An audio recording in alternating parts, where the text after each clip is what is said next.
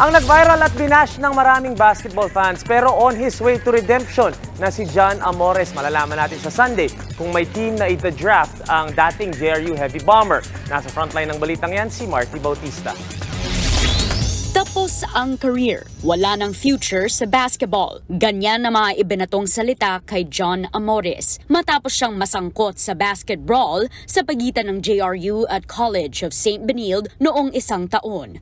Pero mula noon, ginawa raw lahat ni Amores para makabangon. Una siyang humingi ng tawad sa mga nasaktan at saka humingi ng tulong para maayos ang kanyang ugali.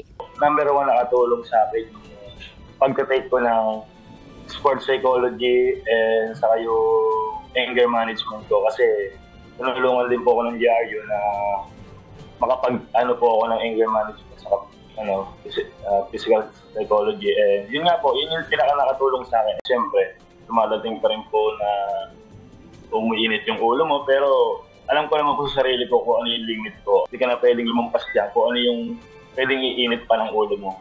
Kasama si Amores sa higit 100 PBA aspirants na nagpa-draft ngayong taon. Kaya sinisiguro raw niyang hindi na mauulit ang insidente na pakikipagsuntukan noong nasa college pa siya. Ito na po yung pinaka-last chance ko.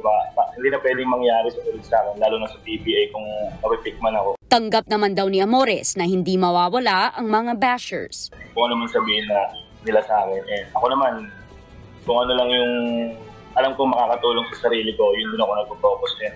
Kung ano man sabihin nila, kung imbas nila ako, wala na akong magagawa din. Pero ako, para sa akin, masaya naman po ako sa ginagawa ko. And sana, maging masaya sila sa ginagawa din nila. Pagdating naman sa kanyang dream team sa PBA, lahat naman siguro ng player ay gusto mapupunta sa Inerta. Pero may isa rin din po akong gustong team na siguro fit ako sa nila na makakatulong ako. Gusto ko din naman po kay Coach Yen.